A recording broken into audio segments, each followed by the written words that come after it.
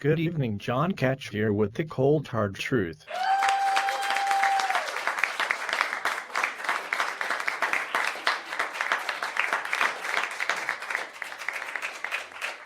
Tonight I want to discuss some poor media coverage by the CBC. The CBC has presented an article that talks about Aboriginals pushing for an outlet to sell their catch. Provincial regulation restricts the purchase of fish from any source other than a Department of Fisheries licensed individual or company. Clearly, this legislation is in place to prevent illegal fish harvesting that would jeopardize the commercial fishing industry, fish stocks, and conservation efforts. My concerns are not with what was said but with what was ignored. I have conflicting reports from both media and independent fish harvesters. Harvesters suggest that dozens of vessels have been fishing illegally with thousands of traps in the water. The media has reported only 7 vessels fishing 50 traps each, and those vessels have been issued Indigenous permits for a unilaterally defined and unsanctioned moderate livelihood fishery. I must ask, were these 7 permits issued for appearances? To simply give the public misconception of the seriousness of what has been taking place on the East Coast waters. Clearly, to sway public opinion in this highly political story will have profound impacts on the outcome of any decision. Did commercial fishermen really get upset over 350 traps?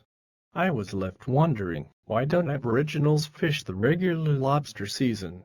My investigations have revealed that the Sapinakatic First Nation, who is behind this request, already has 15 licenses to fish lobster in the commercial season. Here they are. Everything is accounted for. Perhaps these 15 licenses are not enough. Well, depending on the source, either 7 or 9 of these are leased out to non-Indigenous people. Either number retained for use by Aboriginals would satisfy the need for 7 vessels fishing for a moderate livelihood. Is the solution not as simple as the DFO telling First Nations that they are not allowed to lease licenses to non-Indigenous fishers? This would free up lobster licenses to fill the need for a moderate livelihood. I must also ask, where is it written that a moderate livelihood is to be attained through the lobster fishery? I have been unable to find it anywhere, and it was not part of the Marshall decision. Are Indigenous people simply looking to cash in on a fishery that has been at all-time highs so that they can earn a quick buck? What happens when lobsters fail and another species becomes their target? If they simply want to earn a moderate livelihood, then surely that can do some from a variety of sources. After some more digging, I found that the band making demands on the lobster industry has a small fortune in other licenses. As you can see, they have alewives, clams, and groundfish. Groundfish on its own can provide a moderate livelihood. Non-Indigenous people are able to live on a groundfish license. But the more interesting license in this list is the Area 24 Snow Crab license. That license is worth about $8 million and generates about $800,000 a year. Certainly that is a moderate livelihood for several Indigenous fishers who are so inclined to make a living off the oceans. If you are still wondering if that is enough to support the 7 fishers who have been issued unsanctioned licenses, they do have more options. Look at this list. 5 scallop licenses, 2 sea urchin, 10 swordfish, and even a tuna license. Each scallop license can support a moderate livelihood for multiple natives.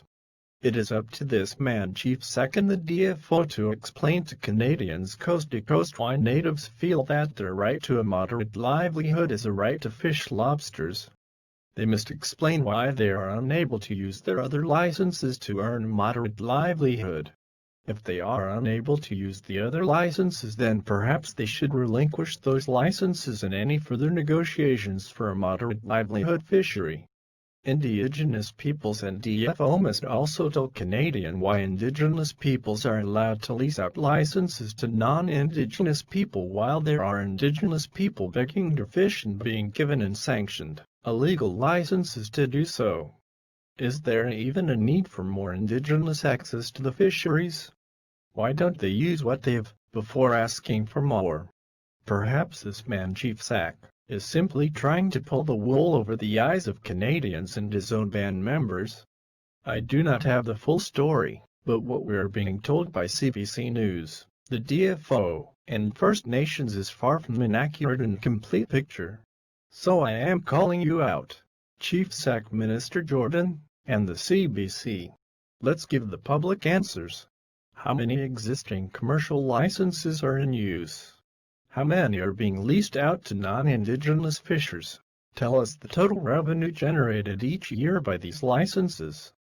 Do these existing licenses count toward a moderate livelihood? If they don't, why not? And if they don't or are not in use, why does DFO not cancel these licenses? If First Nations want to issue their own licenses under self-governance, then are they not giving up their right to Canadian-issued licenses? It seems that the First Nations want both Canadian licenses and their own self-governed and regulated fishery. Is this not an hypocrisy? Ask questions, demand answers. Hold those who make decisions accountable. These are Canadian resources. They belong to all Canadians. I'm John Gatch. Thank you for listening. Until next time, good night.